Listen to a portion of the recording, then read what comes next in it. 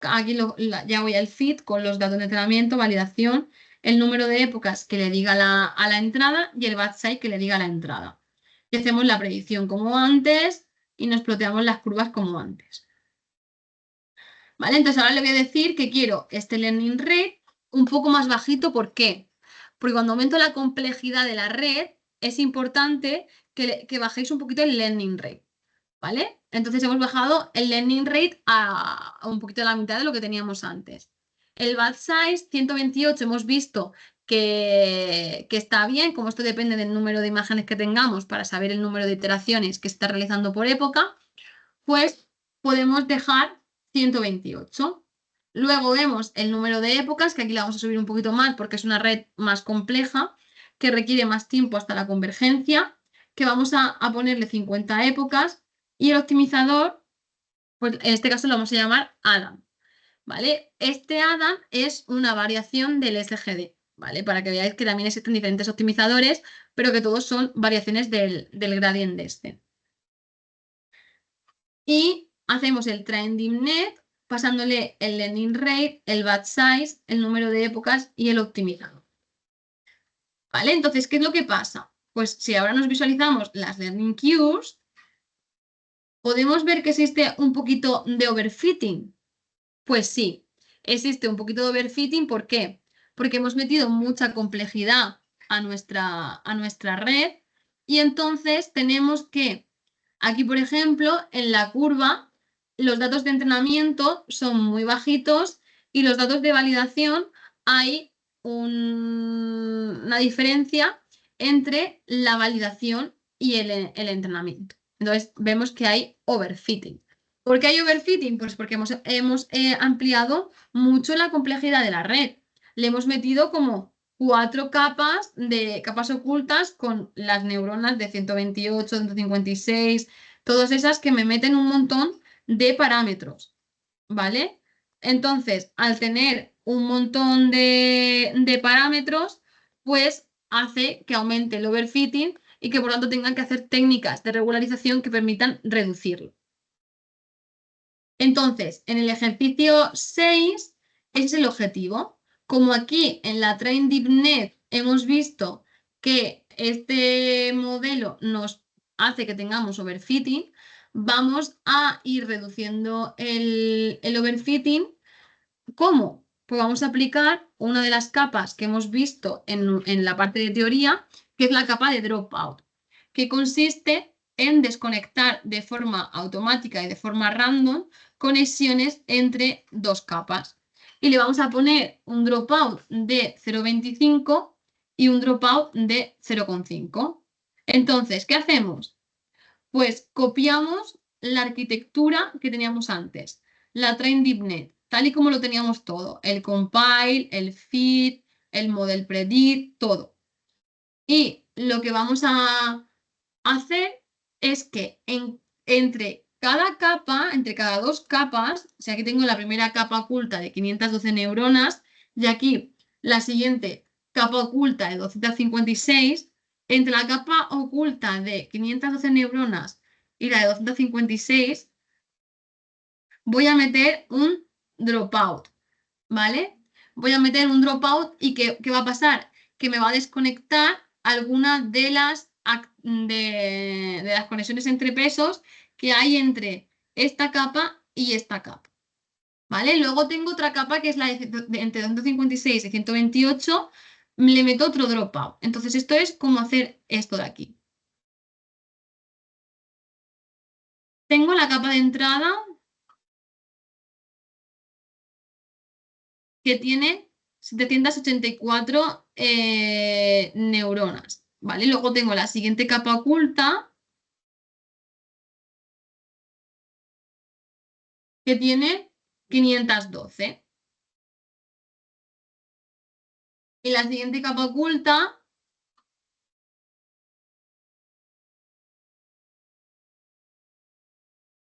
que tiene 256. ¿Vale? Entonces, ¿qué es lo que vamos a hacer? Que aquí, entre estas conexiones, le estoy metiendo el dropout. Por tanto, algunas de estas conexiones se van a desconectar. ¿Vale? Algunas de estas conexiones se van a desconectar. ¿En cuántas conexiones se van a desconectar? Pues el porcentaje que yo le ponga aquí. Y luego, como tengo más capas ocultas, capas ocultas, también desconectaré conexiones con el porcentaje que le ponga. ¿Tiene que ser el mismo? No. Yo puedo desconectar aquí un número de capas, un número de neuronas, aquí otro, aquí otro, aquí otro, aquí otro. Puede ser diferente. Pero normalmente, pues, aquí en lo que hemos puesto es el mismo, ¿vale? Pero puede ser diferente. ¿Vale? Entonces, compilamos y entrenamos el modelo SGD. ¿Cómo hacemos? Pues con el modelo compile le pasamos la función de pérdidas categorical cross entropy, el optimizador como anteriormente y entrenamos. ¿Vale? Entonces, el objetivo que queremos ver es si ahora vamos a utilizar esta función de optimizador, la función de activación, y lo que vamos a ver es que si yo le pongo el porcentaje de dropout, si lo modifico, si consigo reducir el overfitting. ¿Vale? Pues vamos a entrenar este modelo durante 50 épocas. ¿Y qué vemos? Que el overfitting se ha conseguido reducir. ¿Vale? Antes teníamos la val loss por aquí por encima y la train loss por aquí abajo. Y ahora vemos que hemos podido conseguir que no haya overfitting. Y también podemos ponerle un porcentaje mayor de 0,5. Y entonces lo que observamos es que en este caso, a ver, train loss, val loss, en este caso se produce un fenómeno contrario, ¿vale? Se denomina como underfitting. Estamos desconectando entre cada una de las capas ocultas un porcentaje muy grande de neuronas, ¿vale? Un 50% de las neuronas. Entonces lo que hacemos es que recordemos que esta es la curva de entrenamiento y esta es la curva de validación. Lo que hacemos es que no dejamos que entrene como debería, ¿vale? No dejamos que entrene como debería y la función de las pérdidas de entrenamiento se nos quedan así, muy altas, mientras que las pérdidas de validación sí que se nos quedan más bajas, porque aquí al final estamos evaluando menos datos y los resultados son más buenos. Entonces, esto quiere decir, cuando veáis una curva de validación por debajo aquí, en este caso, en las pérdidas, que la de entrenamiento, quiere decir que no hay overfitting, sino que hay underfitting y que estamos quitándole, en este caso, un porcentaje de dropout demasiado alto a la red y por tanto debemos disminuir ese porcentaje de dropout para que la red pueda aprender y pueda llegar a la convergencia. ¿Vale? Entonces, en este ejercicio, ¿qué hemos explorado? Pues hemos construido una DeepNet, que lo que hemos hecho es darle más complejidad a nuestra red, y entonces le hemos añadido esa complejidad y nos ha producido overfitting. Y en este ejercicio, en el ejercicio punto 6, lo que hemos conseguido es reducirle ese overfitting. ¿De qué forma? Pues añadiéndole porcentaje de dropout. Pero al igual forma que los otros hiperparámetros, tenemos que tener cuidado con el porcentaje de dropout que ponemos. Porque un porcentaje de dropout demasiado elevado lo que nos puede hacer es que el entrenamiento no llegue a converger y no se llegue a obtener el resultado que estamos buscando. ¿Vale? Entonces, ahora para terminar la parte práctica de la parte de redes neuronales, lo que podemos ver es que el modelo de dropout, que me ha funcionado mejor con el 25%, es que yo le puedo poner diferentes funciones de activación. Le puedo poner la tangente hiperbólica, la sigmoide, la lelirelu, la elu, la selu, ¿vale? Entonces, hay diferentes funciones de activación que podemos ver cómo se comportan. Esta función de activación, si nos damos cuenta, en la función que yo estoy generando, las funciones de activación solo cambian las que hay en las capas ocultas, ¿vale? Solo las de las capas ocultas, porque la de la última capa siempre va a ser la softmax, porque es con respecto a la clasificación que siempre va a ser la función de activación softmax. Entonces, aquí, por ejemplo, pues le voy a poner la tangente hiperbólica. Entonces, yo puedo ver que en este caso, con la tangente hiperbólica, pues no me llega mucho a la convergencia, no me llega a entrenar muy bien. Por lo tanto, la tangente hiperbólica con un 94% de accuracy quizá no es la mejor. Luego tenemos otra, por ejemplo, la sigmoide. Pues miramos las curvas de entrenamiento y vemos que la sigmoide funciona prácticamente igual que la ReLU, ¿vale? Funciona muy bien. Entonces, esta función de activación sí que podríamos utilizarla y daría buenos resultados, igual que la ReLU. Por ejemplo, aquí, si utilizamos la Legli-ReLU, que es una función de activación más suavizada, como hemos visto anteriormente, que la ReLU, y miramos aquí a lo que nos da, pues se nos producen aquí unos picos muy raros de inestabilidad de la red. ¿Vale? Entonces, ¿qué es lo que se está pasando aquí? Que la Legli-ReLU, al suavizar los valores que tiene en el 0 y tener todavía valores negativos en la multiplicación de pesos por activaciones, se producen lo que se conocen como inestabilidades en el entrenamiento, que son estos picos que veis aquí muy, muy grandes. La ELU, que es por ejemplo otra función de activación, pues vemos que también tiene picos, más picos que por ejemplo la sigmoide o la ReLU de inestabilidades, pero ya no pega esos saltos que pegaba la Legli-ReLU porque es aún más suavizada que la ELU. Y la SELU, que es otra función de activación, mirar otra vez, se produce un pico en el entrenamiento, son funciones de activación más inestables. ¿Por qué? Porque todavía mantienen activaciones que pueden ser negativas y eso a veces nos produce estos picos que son inestabilidades en el modelo. Con la ReLU, como hemos visto anteriormente, no nos pasaba, ¿vale? Veíamos que no nos pasaba y era todo una red, unas activaciones más suavizadas. Entonces, como conclusión de las funciones de activación que podemos probar, ¿cuáles son las mejores? Pues como hemos visto, las mejores son las que también nos eliminan las activaciones negativas y nos las regularizan al 0. Entonces, por ejemplo, la sigmoide que va entre 0 y 1 y la ReLU que va entre 0 y una lineal para la parte positiva, son las que mejor resultados nos ofrecen.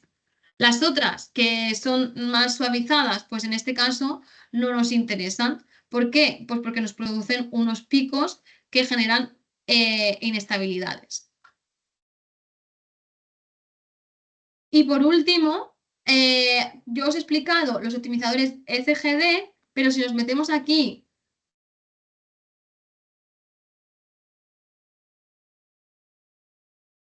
en Keras Optimizer, vemos que existen varios tipos de optimizadores, pero todos estos son variantes del Stochastic Gradient Descent, el que se utiliza por minibus. Entonces, por ejemplo, si nos metemos aquí a ver el ADA, pues aquí tenemos el paper del que surgió este optimizador y aquí podemos ver qué variación ha metido con respecto al Stochastic Gradient Descent. Lo que es la metodología de asociación de pesos es la misma, el descenso por gradiente, las derivadas parciales, pero aquí pues introduce alguna modificación que permite o que el cálculo sea más eficiente o cualquier otra modificación que intenta mejorar un poquito el gradiente descent, aunque la mejora depende mucho de los datos. Hay veces que no se consigue. Entonces aquí con la función de activación sigmoide y con el dropout 0,25 estamos probando diferentes optimizadores. A ver qué es lo que pasa. ¿Vale? Entonces, por ejemplo, el optimizador SGD. Pues el optimizador SGD, en este caso, con este learning rate, que hemos puesto un learning rate de 0,005 y este optimizador, pues se nos queda colapsado en un mínimo local y no es capaz... Uy, a ver, el SGD es este. Sí, se nos queda colapsado en un mínimo local y no es capaz de aprender. Entonces, ¿qué es lo que podemos hacer? Como si no empieza a aprender nada, pues subirle un poquito el lending rate, porque no vemos que baje las pérdidas y luego es que se estanque, sino que no consigue bajar desde el principio.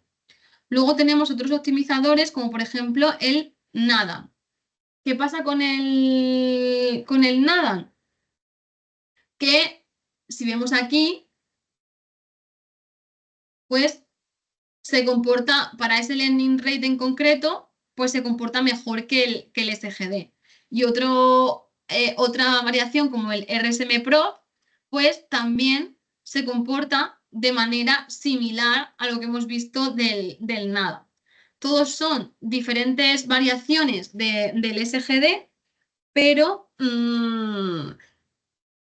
depende de los datos que tenga y del lending rate, del optimizador sobre todo depende del lending rate que haya puesto. Pues en unos casos funcionará mejor que en otros. ¿Vale? Entonces con esto tendríamos la parte de redes neuronales ya vista. Hemos visto, en la clase anterior visteis que como que es un perceptrón simple, que es un perceptrón multicapa, cómo se entrena con el forward y el backward propagation. Hoy hemos visto todos los hiperparámetros que están dentro de una red neuronal y cómo influyen. Y además también lo hemos visto en la parte práctica.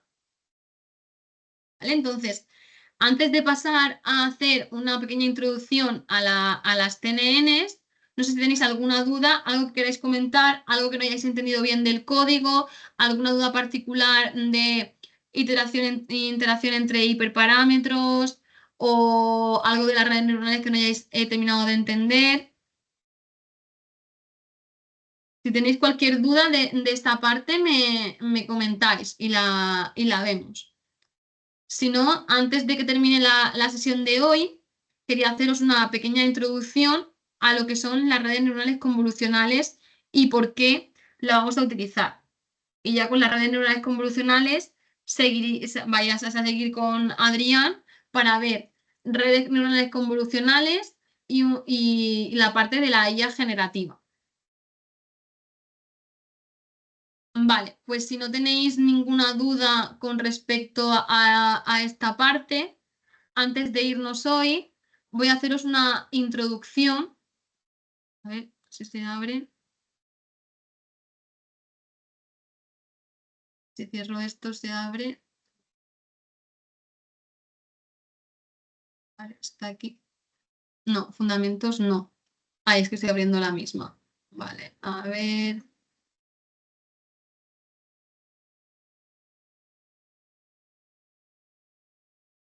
Vale, vamos a hacer una pequeña introducción en la que ya mañana vais a seguir, bueno, mañana, si mañana tenéis otra vez el curso, vais a seguir con Adri y qué son las redes neuronales convolucionales y por qué las vamos a utilizar. ¿Vale? Entonces, la introducción es que nosotros tenemos, pues, podemos utilizar Machine Learning o podemos utilizar CNNs en Digital Image. Entonces, como hemos visto, nosotros cuando estamos utilizando un perceptrón simple, un perceptrón multicapa y tenemos la imagen así, ¿por qué no podemos utilizar redes neuronales? Bueno, sí que podemos, pero ¿por qué no es óptimo utilizar redes neuronales en imágenes?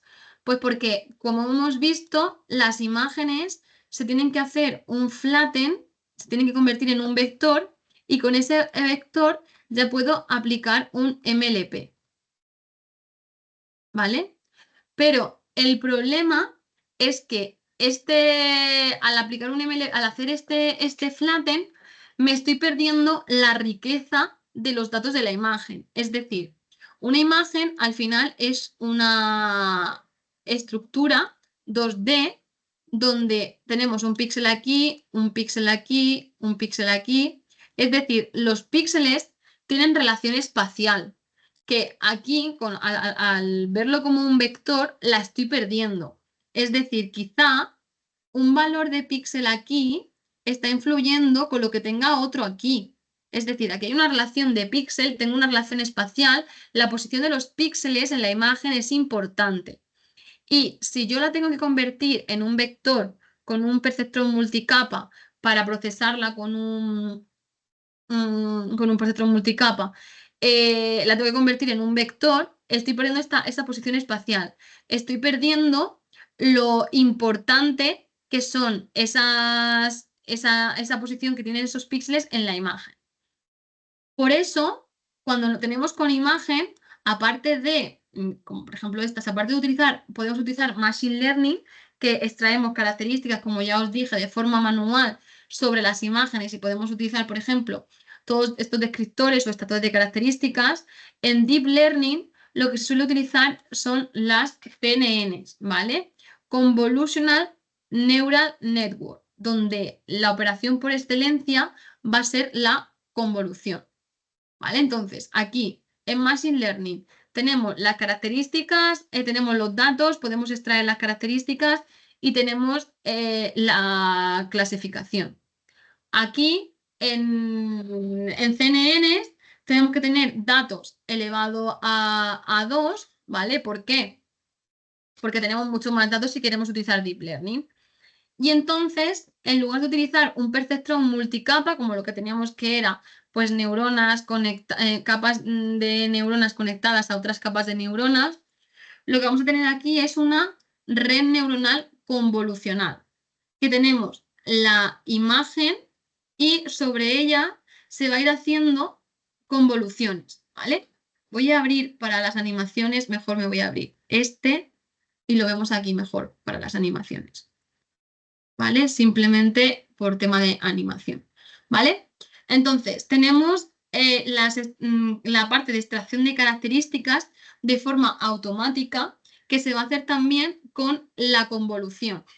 Y luego tenemos la parte de clasificación, que va a ser un perceptrón multicapa, ya veremos cómo, que me va a dar la clasificación de esta imagen, partiendo de las características que se han extraído mediante convoluciones o mediante CNNs.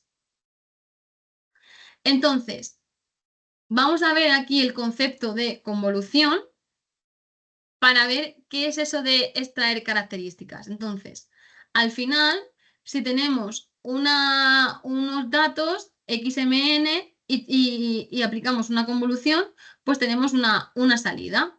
Entonces, ¿qué es la convolución? ¿Vale? La convolución es, pues, deslizar, esto es como el filtrado, ¿no? Deslizamos ese kernel, que vamos allá, en este caso este se va a llamar kernel, que es ese filtro, y lo que hacemos es que se va deslizando por la imagen para extraer características, se va convolucionando. Esto es lo que significa el concepto de convolución. De tengo una imagen, tengo un filtro, en este caso se va a llamar un kernel, y esta X, esta imagen, se convoluciona con ese filtro y lo que hacemos es que sobre esa imagen, pues ese filtro se va moviendo, en este caso, por la imagen. Entonces, en el concepto de convolución, los kernel o estos filtros que vamos a utilizar van a ser filtros que tengan un tamaño impar, es decir, pues 3x3 o 5x5 o 7x7, ¿vale? Son kernel cuadrados, son filtros cuadrados que además pues según los valores que tengan aquí estos kernels, según los valores que tengan aquí estos filtros, pues me van a extraer unas características o me van a extraer otras características de la imagen. ¿Vale? Entonces, por ejemplo, el concepto de convolución aquí. Tenemos una imagen, ¿vale? Para que entendáis el concepto de convolución. Tenemos una imagen que tiene 3 canales, ¿vale? ¿Por qué 3 canales? Porque es una imagen en RGB. Entonces tenemos 3 canales, uno para el R, otro para el G y otro para el B. Y tenemos un kernel que es de tamaño N por N, ¿vale? Entonces tenemos este kernel, que es este filtro, ¿vale? Esto que sería aquí, que este filtro se va a convolucionar con la imagen para obtener una salida. Y al final se convoluciona tanto en la dimensión de M como en la dimensión de N, tanto en las filas como en las columnas. Entonces, ¿qué es lo que pasa? Pues vamos a aplicar la convolución de ese kernel sobre la imagen. Entonces, ¿qué hacemos? Pues podemos tener diferentes kernel, ¿vale? Este kernel o este kernel que es el invertido de esto pasa aquí y esto pasa aquí. Y entonces lo que hacemos es que lo ponemos encima de la imagen, porque se va a ir trasladando por la imagen. Y esto nos da unos resultados. Al final, una vez que lo tenemos, este kernel encima de la imagen, bueno, en este caso el campo que tiene, que es de 3×3, el valor en la imagen de salida en esta posición va a ser la multiplicación de 1, al final es el sumatorio, está la multiplicación, esto es multiplicar esto por esto, y el sumatorio tanto para K como para L, donde K y L son los tamaños de este kernel, que normalmente van a ser los mismos, K y L va a ser lo mismo porque normalmente es un kernel cuadrado. ¿Vale? Entonces, tengo que esto es 1×59 más 0×63 más -1×69 más 2×59, 0×62, menos 2×69, ya sucesivamente hasta que hago toda esta multiplicación. ¿Vale? Entonces, toda esta multiplicación, toda esta sumatorio de multiplicaciones me da -43. Entonces, lo que quiere decir que cuando yo convoluciono esta imagen por este kernel en esta posición y entonces hago el sumatorio de los productos, la salida, ¿vale? El IDMN, cuando yo cojo aquí el XMN por el HMN que está posicionado aquí, cuando yo convoluciono este kernel con este trocito de la imagen, y que la convolución ahora no es más que un sumatorio de productos, me queda este valor a la salida. Y lo que va a pasar es que, como os he dicho, este kernel que vemos aquí que se va moviendo, este kernel se va moviendo sobre las filas y sobre las columnas. ¿Por qué? Porque yo quiero, para cada valor del píxel de la imagen de salida, yo quiero el valor que tiene tras convolucionar este filtro, por así decirlo, con la imagen. ¿Vale? Pues entonces lo voy moviendo, y aquí, pues hasta que tenga una imagen de salida donde todos los pisos tenga valor. ¿Vale? Entonces repetimos. ¿Qué es lo que estamos haciendo? Estamos explicando el concepto de convolución. ¿Por qué? Porque el concepto de convolución va a ser básico y va a ser importante para entender cómo aprenden las TNN. El objetivo de las TNN es crearnos una arquitectura basada en una arquitectura basada en Deep Learning que yo le pueda meter imágenes en 2D sin tener que hacer un flatten de esa imagen. Entonces, aquí aplico la convolución y puedo tener kernels que son los filtros que le voy a pasar a la imagen para extraer características distintas que siempre van a ser cuadrados y siempre van a ser con un número impar, pues 3×3, 5×5, y dependiendo de los valores que tenga dentro de ese kernel, pues voy a tener unos resultados u otros. Entonces, por ejemplo, aquí estamos explicando la convolución de la imagen, esta de aquí que tiene 3 canales, por este kernel, ¿vale? Entonces aquí lo que hacemos es invertimos el kernel y, por ejemplo, si queremos calcular el resultado del I de MDN de esta posición, ponemos el kernel encima y hacemos la multiplicación, esta suma ponderada de todos los valores que están alrededor de ese kernel. Y con eso, ¿vale? Aquí en lugar de 0 tenemos que poner aquí un -43, ¿vale? Porque esto sería -43, no 0. Aquí, en esta imagen, entonces ponemos lo que vale este valor, que es -43. Y este kernel se va moviendo hasta que lo pasamos por toda la imagen. Entonces, ¿qué pasa? Que cuando yo convoluciono una imagen, ¿vale? Cuando yo convoluciono una imagen por un kernel, dependiendo de lo que tenga dentro ese kernel, dependiendo de lo que tenga ese filtro, los resultados van a ser unos o van a ser otros. Por ejemplo, si yo tengo aquí este perrito en el que tengo este kernel, que es todo unos y luego lo divido uno entre el número de el número de posiciones que tiene aquí este kernel, es como si fuese un filtro mediana, que al final lo que te produce es un filtrado. Lo que nos produce es un emborronamiento de la imagen.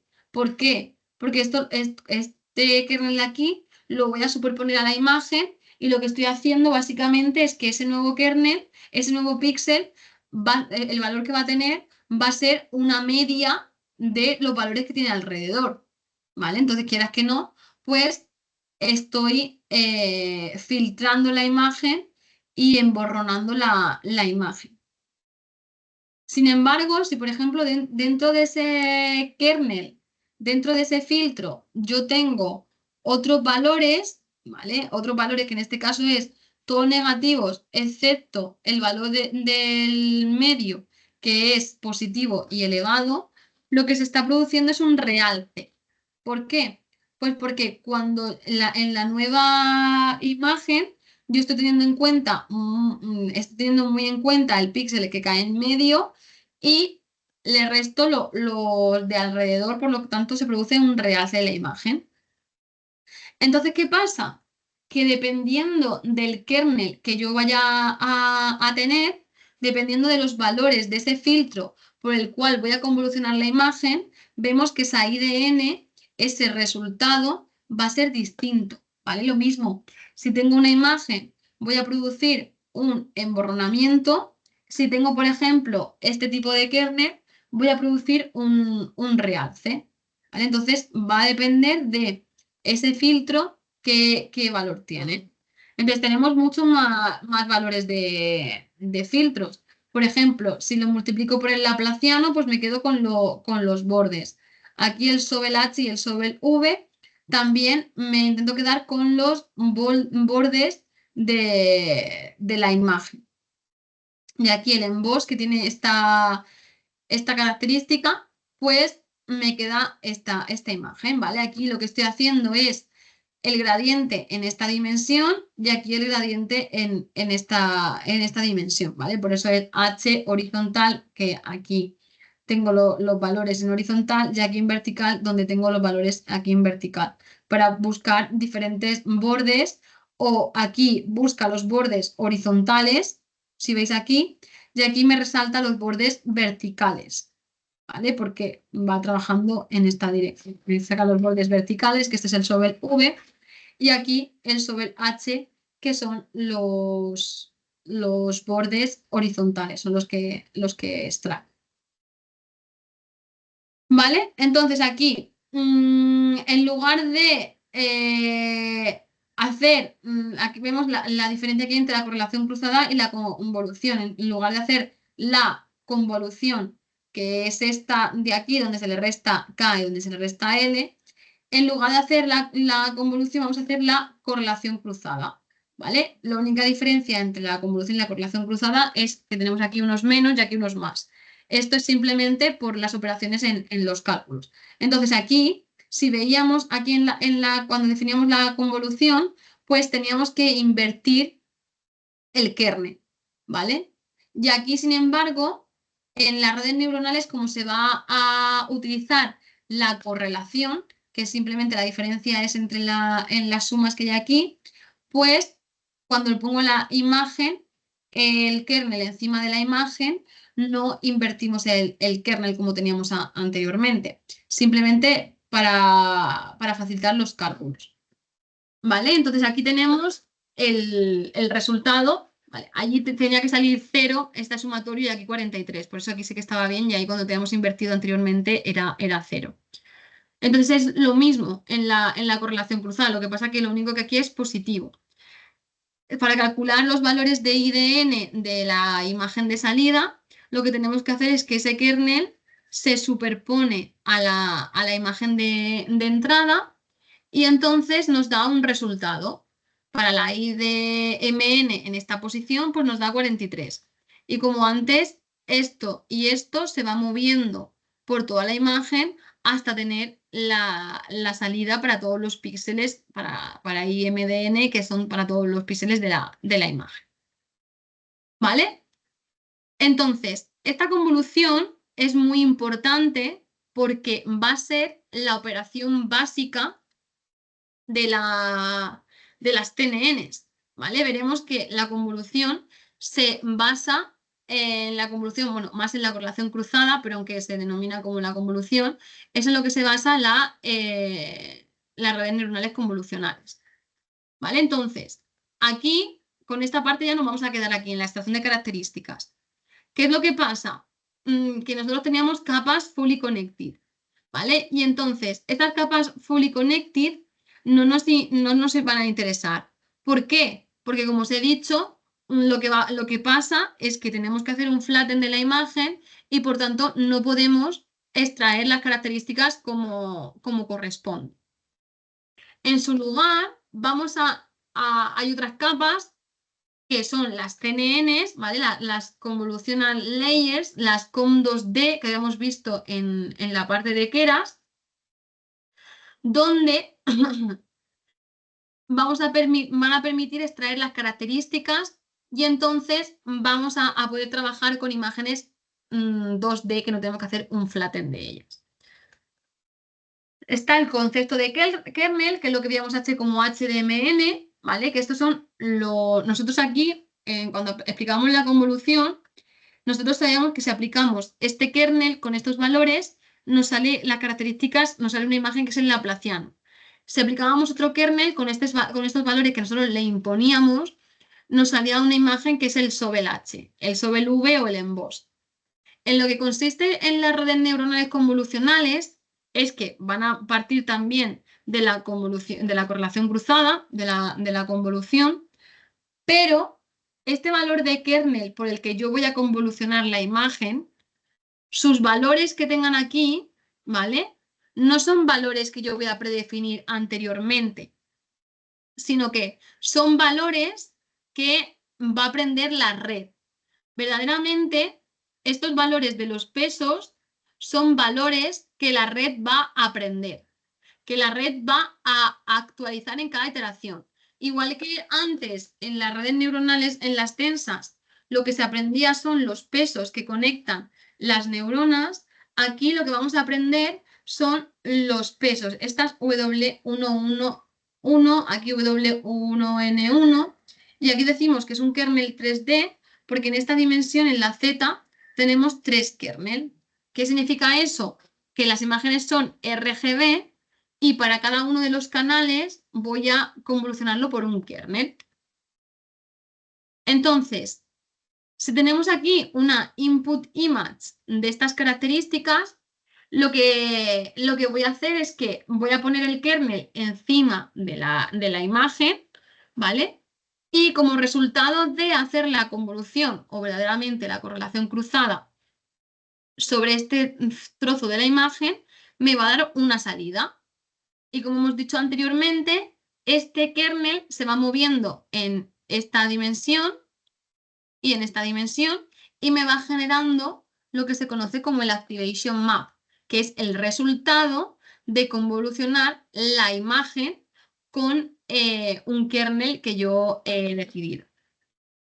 Y dado que estos pesos son aprendibles por la red, el valor de ese kernel, el valor de los pesos de ese kernel, me lo va a optimizar la red, me lo va a enseñar la red. Entonces, de esta forma, estos Activation Map, estas características que extrae la red, va a depender de cómo se actualice estos pesos.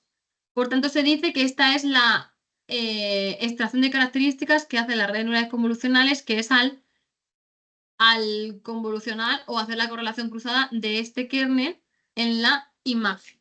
Y tenemos un mapa de activación. ¿Vale? Entonces, imaginar que tenemos esta imagen y hay un parámetro en la convolución que se llama stride. Es decir, si yo tengo aquí este filtro que se está convolucionando con la imagen, tengo que dar saltitos de una columna o dos saltos de dos columnas. Es decir, si yo tengo aquí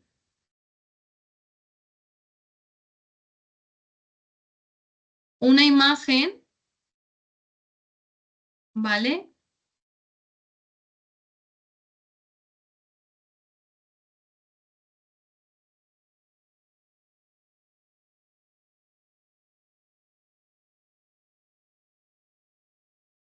Y yo tengo un kernel de 3×3, tengo un kernel así de 3 y así de 3, que esta va a ser la primera convolución que se haga para darme el resultado aquí de la posición central.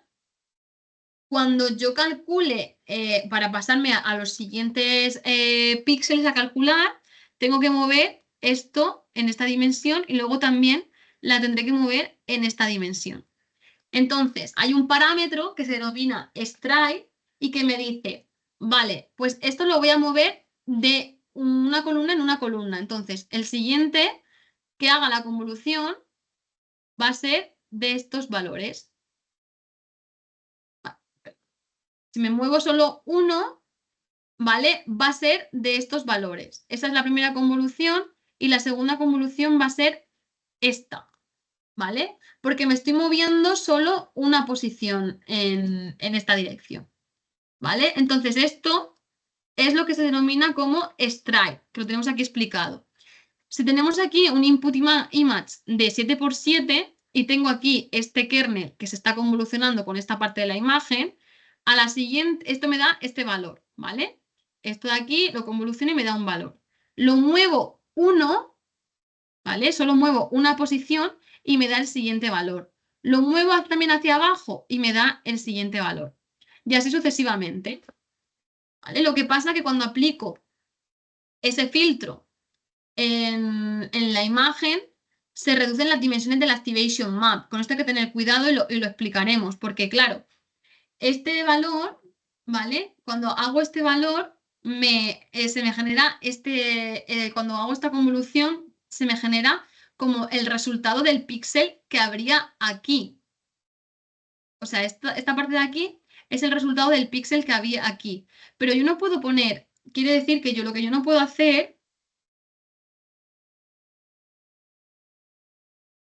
a ver, lo que yo no puedo hacer es colocar el valor central del kernel aquí, ¿vale? Y hacer así para poder calcular cuál es la salida de convolucionar este valor de la imagen. ¿Por qué? Pues porque me salgo, porque no tengo aquí valores, ni tampoco tengo aquí, en este caso, valores. Entonces, ahora tenemos que ver qué es lo que puede pasar, porque como no puedo convolucionar este píxel de aquí, pues se me reducen las dimensiones. Entonces me queda 5×5. ¿Vale? Entonces veremos cómo se soluciona. Y eso se soluciona con un cero padding. Entonces, ¿qué es lo que pasa? Que yo tengo una imagen y para que yo aquí, por ejemplo, si tengo un kernel de 3×3, para que yo pueda poner aquí el kernel y poder calcular cuál es la convolución de este píxel de aquí, pues se amplía y se pone ceros alrededor de esta imagen de 32×32×3.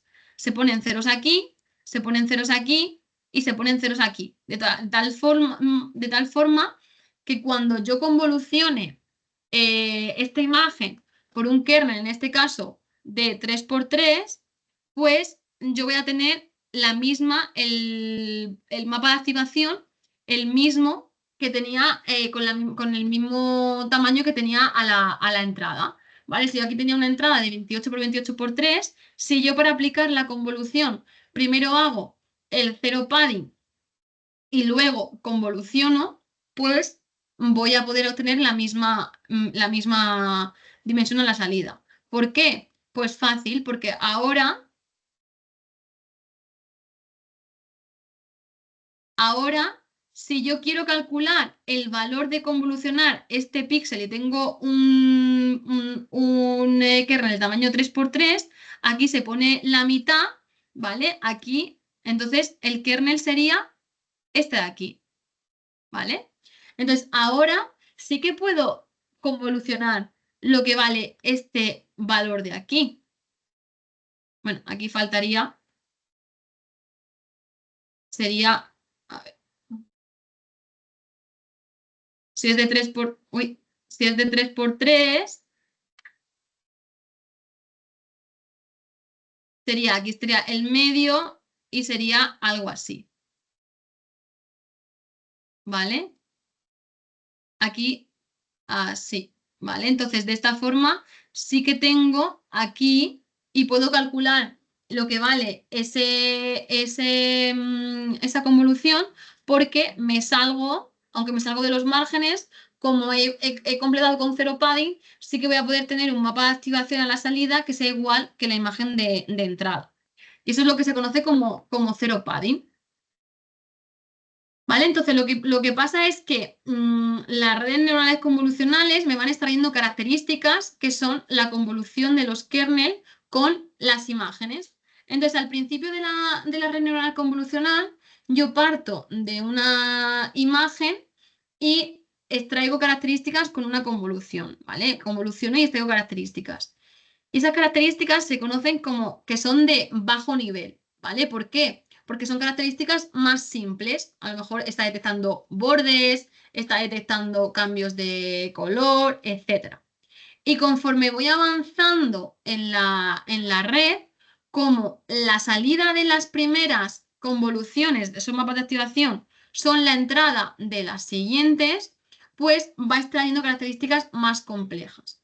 ¿Vale? Y cuando veáis la arquitectura de una red neuronal lo entenderéis mejor. Pero que sepáis que al principio partimos de la imagen, voy calculando la convolución con un kernel y entonces voy obteniendo una mapa a la salida, unos mapas de activación. A esos mapas de activación le vuelvo a calcular la convolución y me generan unos nuevos mapas de activación. Por tanto, cuantas más convoluciones haga sobre las imágenes, sobre esos mapas de activación que ya he extraído de aplicar convoluciones anteriormente, pues más complejas serán las características. Entonces aquí, por ejemplo, tenemos características de las primeras capas y aquí características de estos mapas de activación que extraemos en capas más profundas, que ya vemos como que nos intenta pues extraer la forma que tienen las imágenes. Y aquí pues características de más alto nivel.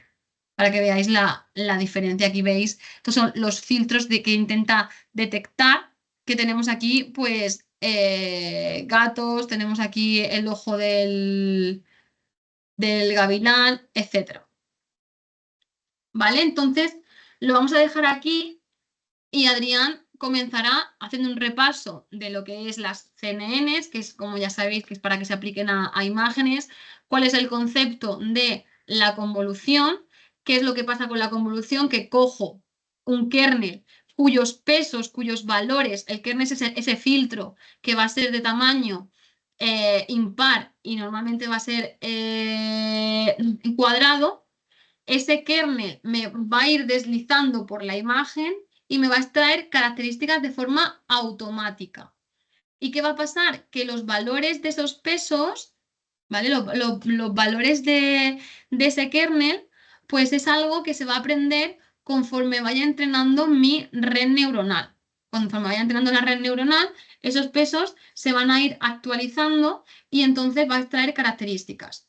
Y esos mapas de activación que se obtienen, un mapa de activación es el resultado de aplicar una convolución a una imagen. Y sobre esos mapas de activación, posteriormente se vuelven a calcular otra vez convoluciones y otra vez convoluciones. Esa es la parte de extracción de características, ¿vale? Hasta aquí os tenéis que quedar con una CNN, que es una arquitectura que sirve para extraer características en imagen y luego hacer la clasificación o la regresión. Cuando tenemos imágenes, sin necesidad de hacer ese flatten, pues lo voy a hacer con convoluciones. Muchas convoluciones. Hasta ahí solo tenemos que quedarnos con eso. Porque ya mañana entenderéis cómo se genera entonces una arquitectura de una CNN. Cómo extraigo esas características y entonces cómo esas características que estoy extrayendo, esos mapas de activación, cómo al final puedo obtener la clase a la que pertenece esa imagen. ¿Vale? Pero eso ya lo veréis mañana. Entonces, un poco el objetivo de mañana es que repaséis estas partes que hemos visto aquí. De las redes neuronales normales ya nos olvidamos, ya hemos cerrado hoy el capítulo. Mañana vais a seguir con las redes neuronales convolucionales. Vais a repasar la convolución y cómo se extraen las características y vais a aprender cómo tenemos una arquitectura de la CNN, cómo podemos aplicar CNNs para extraer características y clasificar o hacer regresión sobre imagen y unas técnicas para poder entrenar estas arquitecturas de transfer learning y fine tuning.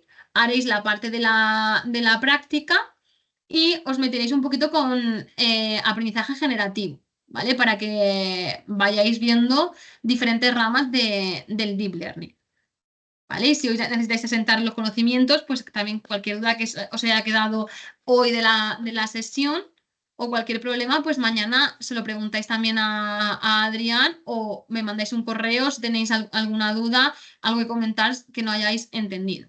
Tenéis toda la documentación en OneDrive y ya para la sesión 4, que será esta presentación con otro conjunto de presentaciones, os las subiremos también al OneDrive. ¿Vale? De todas formas, eso, si tenéis alguna duda sobre las clases, ir parándonos, que tampoco os quería preguntar mucho si tenéis alguna duda, sino porque sé que alguno de vosotros hacéis el curso a medio gas y luego lo veréis también grabado, entonces a lo mejor os pregunto y no estáis en ese momento porque estáis en otras reuniones o porque estáis en otras cosas, pero cualquier duda que tengáis o cualquier cosa que tengáis durante la explicación, pues sin problema, paradnos y os lo vamos explicando para que se quede todo más o menos claro. Este curso al final tiene muchos contenidos, pero vais a tener una base de lo que se refiere a Deep Learning, empezando con Machine Learning y ahora ya estamos viendo algunos principales métodos que están basados en Deep Learning. ¿Vale? Gracias. Vale, pues lo dejamos aquí entonces y podéis parar la grabación porque el otro día sí que hubo un problema que se continuó grabando y se grabó durante toda la tarde. Entonces yo no puedo pararla. Si podéis parar la grabación, los organizadores de la reunión, por favor, y ya damos por concluida esta sesión.